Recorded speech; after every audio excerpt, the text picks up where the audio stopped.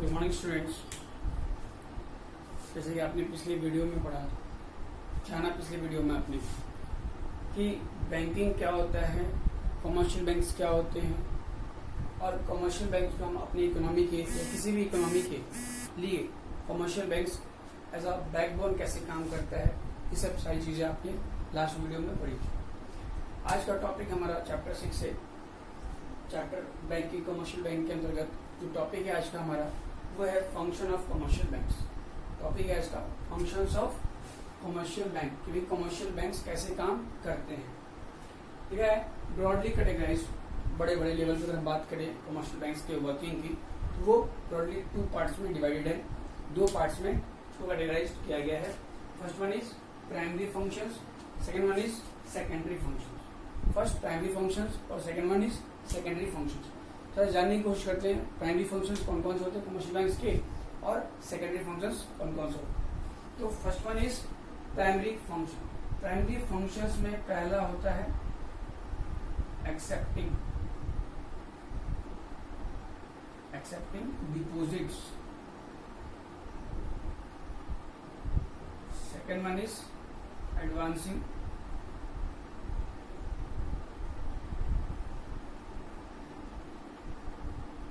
Of loans. तो commercial bank as a primary level पे जिसे हम कहते हैं सबसे इम्पोर्टेंट फंक्शन माना जाता है किसी भी कमर्शियल बैंक, किसी भी बैंकिंग सिस्टम के लिए, कि accepting deposits and advancing of loan. Bank सबसे पहले पब्लिक से, अपने अकाउंट होल्डर से सबसे पहले वो एज अ मनी डिपॉजिट के रूप में लेते हैं और देन उसी डिपॉजिट को एज अ थर्ड पार्टी किसी ट्रेडर्स को, किसी बिजनेसमैन को वो एज अ लोन के रूप में दे देते हैं। तो एज अ प्राइमरी फंक्शन 2 हैं, जिससे आपने 2 तरह से पढ़ा, एडवांसिंग एक्सेप्टिंग डिपॉजिट्स और दूसरा एडवांसिंग लोन। हम बात करते हैं सेकेंडरी फंक्शंस की। तो सेकेंडरी फंक्शंस में फर्स्ट आता है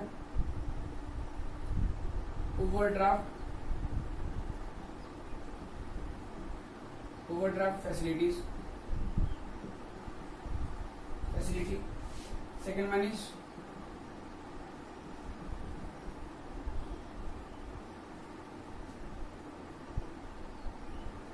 dishonoured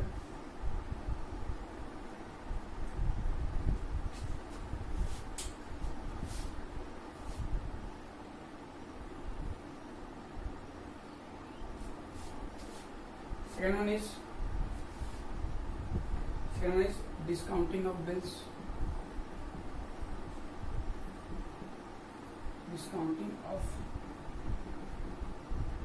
of exchange. Third one is agency function,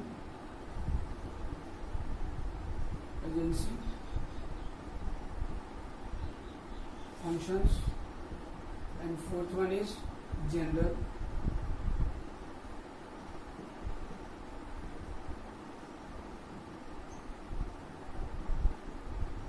functions। तो आपने देखा कि कमर्शियल बैंक्स 2 तरह से काम करते हैं, प्राइमरी लेवल पे और सेकेंडरी लेवल पे। प्राइमरी लेवल पे आपने देखा कि accepting deposits and that one, second one is advancing loan. और सेकेंडरी फंक्शंस में आपका ओवरड्राफ्ट फैसिलिटी है, discounting of bills of exchange है, एजेंसी फंक्शंस और जनरल लिक्विडिटी फंक्शंस। इन सभी कार्यों को बैंक एज करती है। अब हमारा टॉपिक ये है कि हमारा काम ये है कि आप सभी को 1 बाय 1 करके इन सभी टॉपिक्स के बारे में समझाना और बताना। तो सबसे पहले हम 1 बाय 1 करके इन सभी के बारे में जानने की कोशिश करेंगे कि bank, commercial bank accepting deposit किस किस तरीके से करती हैं और एडवांसिंग लोन किस किस तरीके से करती हैं, और बाकी सेकेंडरी फंक्शंस को भी 1 बाय 1 एक्सप्लेन करके आपको समझाने की कोशिश करते हैं।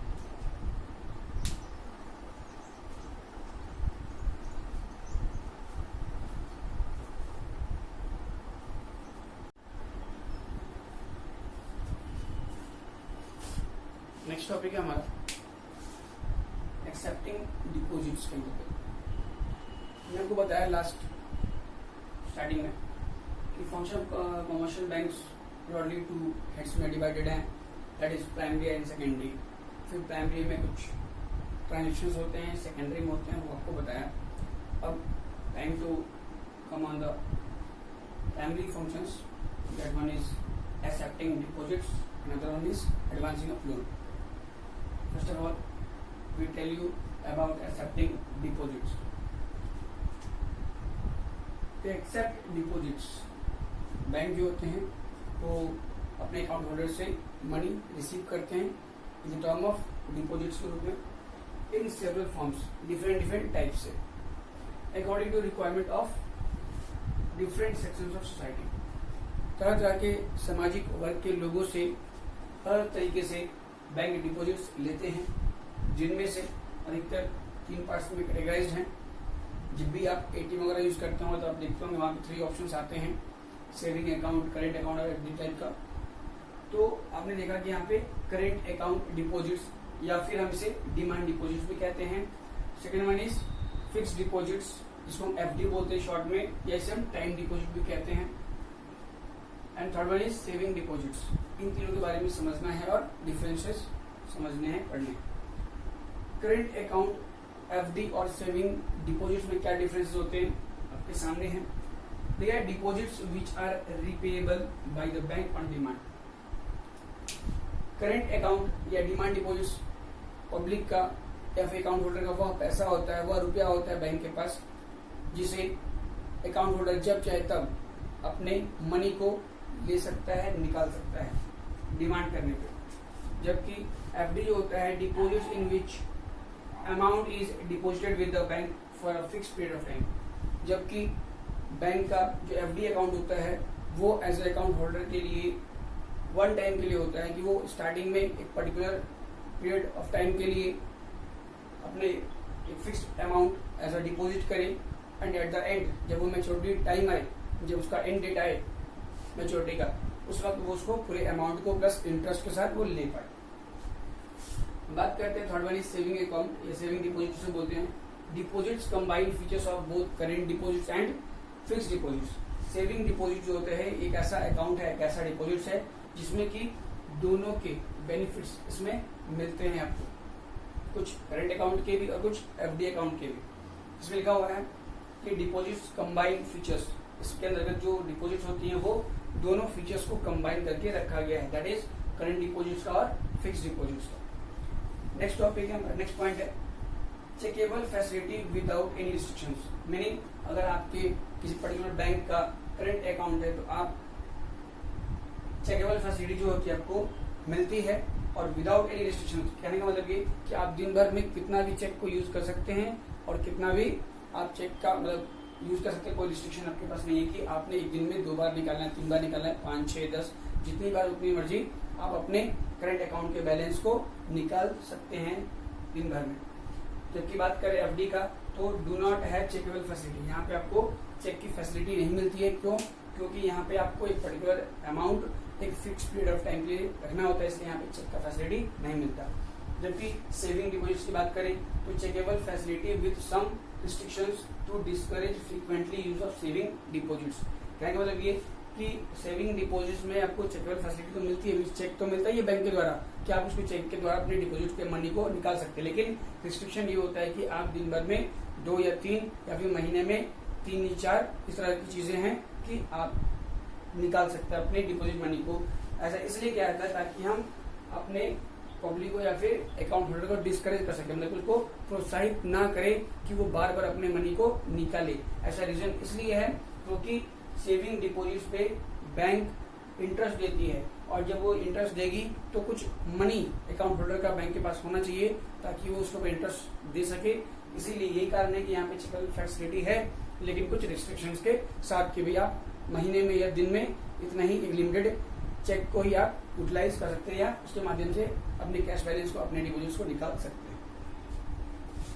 Third one is do not carry any interest on such account. अगर आपके पास करंट अकाउंट है तो आपको बैंक आपके डिपॉजिट मनी पे या जो भी आपका ट्रांजेक्शन करंट अकाउंट से रिलेटेड है उस पर आपको इंटरेस्ट नहीं देती है। क्यों? क्योंकि वो पैसा आप वो रुपया आप जब चाहे तब निकालते हैं, जब चाहे तब आप जमा करते हैं। तो इस अकाउंट के लिए आपको बैंक को इंटरेस्ट देती नहीं है, बदले में कुछ चार्ज लेती है, क्योंकि आपके करंट अकाउंट को हैंडल करने के लिए, उसको मेंटेन करने के लिए वो आपसे कुछ अमाउंट चार्ज करती है। आपको कोई भी इंटरेस्ट उस पर नहीं मिलता है करंट अकाउंट पे। जब हम बात करते हैं एफडी की, फिक्स डिपॉजिट्स की, तो यहाँ पे आपको carry high rate of interest, यहाँ पे सबसे अधिक मात्रा में इंटरेस्ट मिलता है। ऐसा रीजन ये है कि आपको एफडी पे इंटरेस्ट इसलिए ज्यादा मिल पाता है क्योंकि बैंक आपके एफडी मनी को फर्दर इन्वेस्टमेंट करती है ताकि वहां से वो हाई रेट में, हाई अमाउंट में वो वहां से बेनिफिट प्रॉफिट कमाती है या वहां से इंटरेस्ट कमाती है, डिविडेंड कमाती है। उसी लिए आपका वो कुछ एक्स्ट्रा पॉइंट या extra money as a interest के रूप में आपको एफडी पे देती है। हम बात करते हैं सेविंग डिपॉजिट्स की, तो यहाँ पे carry a rate of interest less than interest rate on FD. यहाँ पे आपको इंटरेस्ट तो मिलता ही है आपके डिपॉजिट पे, लेकिन हम तुलना करें एफडी की तुलना में आपको सेविंग डिपॉजिट में कम इंटरेस्ट मिलता है, बट मिलता जरूर है। हम बात करते हैं last, that is can make any number of transactions for deposit और विड्रॉल्स। आप अगर करेंट अकाउंट है आपके पास तो आप बहुत सारी संख्या में, मतलब कि दिन भर में 10 बार 20 बार आप जब चाहे तब आप अपने मनी को डिपॉजिट कर सकते हैं, जब चाहे तब आप उसको निकाल सकते हैं, कोई रिस्ट्रिक्शन नहीं होती। हम बात करते हैं एफडी की, तो एफडी के अंतर्गत कैन मेक ओनली 2 ट्रांजेक्शन। आप एफडी के हिसाब से 2 ही ट्रांजेक्शन करते हैं, 2 ही लेन देन कर सकते हैं। जो कि पहला, जब आप एक एफडी के अमाउंट को, पर्टिकुलर अमाउंट को आप जब जमा करते हैं एक फिक्स पीरियड ऑफ टाइम के लिए, और जब वो मैच्योरिटी हो जाए, जब वो लास्ट डेट आता है, जब उसका मैच्योरिटी, जब वो पूरा दिन कंप्लीट हो जाता है, पूरा महीना पूरा साल कंप्लीट हो जाता है, fix period of time, then last date में आपको उस मनी को निकालने के लिए, विड्रॉल करने के लिए आपको एक ट्रांजेक्शन करना पड़ता है। तो यहाँ पे सिर्फ 2 ही ट्रांजेक्शन होते हैं। हम बात करते हैं सेविंग डिपॉजिट्स की। सेविंग डिपॉजिट्स में can make limited transactions on daily basis. आप यहाँ लिमिटेड ही ट्रांजेक्शंस को कर सकते हैं कि दिन भर में आप पर्टिकुलर एक फिक्स अमाउंट ही आप पर डे निकाल सकते हैं अकाउंट से। ऐसा इसलिए ताकि बैंक के पास भी कुछ रिजर्व रहे, कुछ उसके पास भी मनी रहे।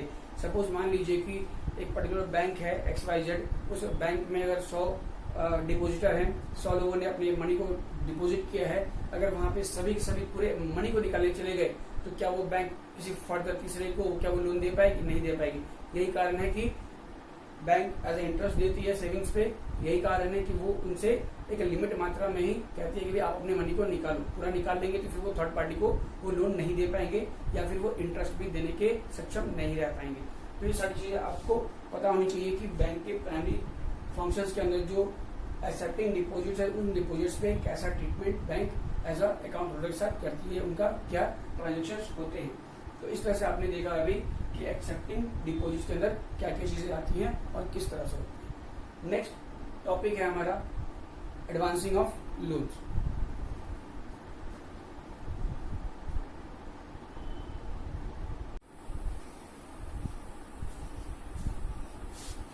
कमर्शियल बैंक का जो प्राइमरी फंक्शन है, प्राइमरी फंक्शन से आपको बताया मैंने कि 2 प्राइमरी फंक्शंस होते हैं, that is accepting deposits and second one is advancing of loans. तो नेक्स्ट टॉपिक जो है, सेकंड टॉपिक जो है advancing of loans. Advancing of loan मतलब कि बैंक जो डिपॉजिट्स लेती है अपने अकाउंट होल्डर्स के द्वारा, उसी को वो लोन के रूप में देती है। तो वो किस तरीके से देती है लोन, ये हमने पढ़ना है।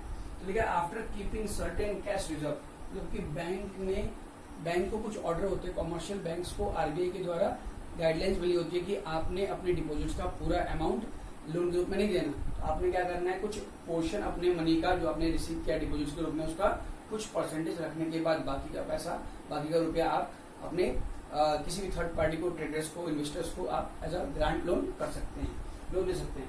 तो लिखा यहाँ पे after keeping certain cash reserve, कुछ कैश अपने पास रखने के बाद, फ्रॉम एक्सेप्टिंग डिपॉजिट्स, जो आपने एक्सेप्ट किया है डिपॉजिट्स में से, बाकी का पैसा जो कैश रिजर्व रखने के बाद का हिस्सा जो है वो आप अपने किसी भी नीडी पर्सन या किसी भी नीडी बोरोवर जो आपके पास आता है एज अ लोन के लिए, आप उसे आसानी से उसको लोन के रूप में दे सकते हैं और बदले में इंटरेस्ट उससे चार्ज कर सकते हैं, जो भी थर्ड पार्टी आपसे लोन लेने आ रहा है बैंक के पास, which is the main source of income for the commercial bank. और यही जो इंटरेस्ट इज चार्ज, जो इंटरेस्ट चार्ज किया जाता है लोन लेने वाले पर्सन से बदले में, लोन देने के बदले, वही इंटरेस्ट आप कह सकते हैं कि बैंक का, कमर्शियल बैंक का सोर्स ऑफ इनकम होता है। ये आपको पता होना चाहिए कि बैंक का सोर्स ऑफ इनकम कहाँ से होता है। तो लोन के माध्यम से जो इंटरेस्ट मिलता है और डिपॉजिटर्स को जो इंटरेस्ट पे किया जाता है, उसके बीच का गैपिंग ही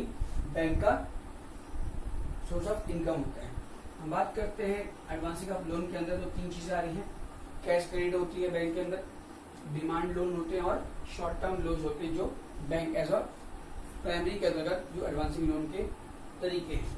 जो पहला है कैश क्रेडिट। कैश क्रेडिट का मीनिंग क्या होता है, तो it refers to a loan given to borrowers, मतलब जो भी पर्सन एज ए बैंक के पास आता है कि हमें लोन चाहिए, उसे वो लोन देते हैं बदले में अगेंस्ट हिज करेंट असेट्स। ये आपको ध्यान रखना है, करेंट असेट्स, कि भाई बैंक ऐसे ही किसी को लोन नहीं दे देती, वो बदले में कुछ असेट अपने पास रखती है जो कि करंट असेट्स के रूप में उस पर्सन का होता है, उस इन्वेस्टर्स का होता है। जैसे कि शेयर्स हो गए, स्टॉक हो गए, बॉन्ड्स हो गए, एटसेट्रा, कोई सिक्योरिटीज है तो वो एज अ बैंक रख सकती है अपने पास लोन देने के बदले। तो इस तरह से आपने देखा कि बैंक जो है थर्ड पार्टी को, किसी इन्वेस्टर्स को, किसी भी कह सकते हैं कि बिजनेसमैन को एज ए लोन प्रोवाइड करती है, तो लोन के बदले वो कुछ करंट असेट्स के रूप में अपने पास रखती है। और ये जो भी अमाउंट पे करती है लोन का, वो अपने ही बैंक के अकाउंट में वो सेंड करती है। तो अगर उस पर्सन के पास सेम बैंक का अकाउंट है तो इस वक्त उसी में उसका लोन का पैसा मिल जाएगा, रुपया मिल जाएगा। अदरवाइज उसका कोई अकाउंट नहीं है तो बैंक अपने ही ब्रांच में, पर्टिकुलर ब्रांच में वो उनका अकाउंट खुलवाती है, फिर अकाउंट के अंदर ही पूरा पैसा ट्रांसफर करती है। नेक्स्ट हम बात करते हैं डिमांड लोन की। तो डिमांड लोन का अगर डिमांड लोन जो होते हैं वो रेफर्स टू दोज लोन, वो लोन होते हैं जिसे रिकॉर्ड किया सकता है बैंक के द्वारा जब भी जरूरत पड़े। सपोज ये भी एक तरीका है जिसके द्वारा बैंक जो होते हैं लोन प्रोवाइड करते हैं, जो कि बड़े अमाउंट का होता है। ध्यान रखिएगा, कैश क्रेडिट जो होता है वो ज्यादा अमाउंट का नहीं होता, जबकि डिमांड लोन जो होते हैं वो बड़े अमाउंट के होते हैं, जिसे बैंक देता है अपने किसी भी इन्वेस्टर्स को या किसी भी नीडी बोरोवर्स को, और बदले में उससे वो कभी भी वो पैसा जब चाहे तब उसे मांग सकता है वापस। हम बात करते हैं शॉर्ट टर्म्स की। तो शॉर्ट टर्म के अंतर्गत it refers to given as a personal loan. जो भी जब पर्सनल लोन की हम बात करते हैं, हाउसिंग लोन, इस तरह की चीजें जो लोन्स होती हैं, पर्टिकुलर लोन्स, वो शॉर्ट टर्म बेसिस पर अगर मिलती है बैंक के द्वारा तो वो एज अ बैंक देता है बदले में कोलेटरल सिक्योरिटीज लेकर के। आपको पता होना चाहिए कोलेटरल सिक्योरिटीज क्या होता है। कोलेटरल सिक्योरिटीज बेसिकली होता है जैसे कि जमीन के कागज हो गए, कुछ ऐसा असेट, कुछ ऐसे डॉक्यूमेंट्स जिसके बदले आप उस लोन को ले सके। इनकेस अब बैंक लोन के बदले कुछ सिक्योरिटी इसलिए लेती है, इनकेस अगर आप वो पार्टी अगर भाग जाता है तो उससे उसकी रिकवरी हो सके। यही कारण है कि बैंक ऐसे ही लोन नहीं देता, बदले में कुछ डॉक्यूमेंट्स उनका रखता है थर्ड पार्टी का। हम बात करते हैं तीनों के अंतर्गत इंटरेस्ट चार्ज करने की। तो बैंक जो है कैश क्रेडिट के अंतर्गत interest is charge on the amount actually withdrawn. इसका मतलब ये हुआ कि बैंक जो है कैश क्रेडिट के अंतर्गत जो भी लोन प्रोवाइड करती है, सपोज मान लीजिए कि बैंक ने मिस्टर ए को 1 लाख रुपीज लोन दिया, कैश क्रेडिट के अंतर्गत बात कर रहे हैं, तो 1 लाख रुपीज दिया और उस पर्सन ने उस 1 लाख रुपीज उसके अकाउंट में क्रेडिट कर दिया। तो उस क्रेडिट अमाउंट में से 1 लाख में से अगर वो 50,000 ही लोन का पैसा वो निकालते हैं, तो बैंक जो है वो जो भी इंटरेस्ट चार्ज करेगी वो 50,000 जो उन्होंने निकाला है, विड्रॉ किया है, उसी के ऊपर ही इंटरेस्ट चार्ज करेगी। अगर 50,000 पड़ा हुआ है उस पर वो नहीं करेगी। सपोज मान लीजिए कि अगर 1 लाख में से 60,000 निकालती है तो 60,000 पे ही वो इंटरेस्ट चार्ज करती है बैंक। तो हम बात करते हैं डिमांड लोन्स की। तो डिमांड लोन में क्या होता है, interest is payable on the entire sum. कि डिमांड लोन में क्या होता है कि जितना भी इन्वेस्टर्स लोन लेते हैं उस पूरे अमाउंट पे इंटरेस्ट चार्ज करती है बैंक, उनसे इंटरेस्ट लेती है। ये मैटर नहीं करता कि वो कितना अमाउंट उसमें से निकाल रहे हैं, रख रहे हैं, उसे नो मैटर, वो पूरा पूरे अमाउंट पे ही, एंटायरली पूरे सम पे जो भी टोटल अमाउंट उस पे ऊपर इंटरेस्ट चार्ज करती है। हम बात करते हैं शॉर्ट टर्म लोन्स की। तो यहाँ पे भी सेम है बिल्कुल, interest is payable on the entire sum of the loan granted. कि जितना भी लोन मिला है ऐसा पर्सनल लोन या इस तरीके से लोन जो मिला है उसके पूरे अमाउंट पे ही वो बैंक उसका इंटरेस्ट चार्ज करती है, इंटरेस्ट लेती है। तो इस तरह से आपने देखा आज के टॉपिक में कि कमर्शियल बैंक के फंक्शंस क्या होते हैं। तो आपने जाना कि कमर्शियल बैंक के फंक्शन 2 होते हैं, प्राइमरी और सेकेंडरी। फिर आपने जाना कि प्राइमरी में कितने होते हैं, प्राइमरी किस तरीके से होता है, तो उसमें आपने देखा कि एक्सेप्टिंग डिपॉजिट होते हैं और एडवांसिंग ऑफ लोन होते हैं। आपने देखा सेकेंडरी में आपने देखा कि ओवरड्राफ्ट फैसिलिटी होती हैं और आपका discounting of bills of exchange होते हैं, एजेंसी फैसिलिटी है और भी जनरल यूटिलिटी फैसिलिटीज आपने देखी। इस तरह की चीजें आपने देखी जिसके अंदर आपको इन दोनों को फर्दर एक्सप्लेन किया गया, जो कि आपका एडवांसिंग ऑफ लोन है और एक्सेप्टिंग डिपॉजिट है। एक्सेप्टिंग डिपॉजिट में हमने आपको बताया करेंट अकाउंट होते हैं। फिर आपको बताया गया कि टर्म डिपॉजिट है जिसको हम टाइम डिपॉजिट बोलते हैं या फिक्स डिपॉजिट कहते हैं, या फिर उसका थर्ड था सेविंग अकाउंट है, सेविंग डिपॉजिट। इस तरह से आपने एक्सेप्टिंग डिपॉजिट के बारे में पढ़ा। और last topic advancing of loan, जिसमें आपने 3 टॉपिक अभी लास्ट देखा आपने, कैश क्रेडिट हुआ, डिमांड लोन्स हो गया और शॉर्ट टर्म लोन्स हो गए। इस सभी से जो भी टॉपिक को बताया गया इनमें से कोई भी डाउट हो तो आप हमसे व्हाट्सएप के माध्यम से अपने डाउट्स को क्लियर कर सकते हैं। तब तक के लिए थैंक यू।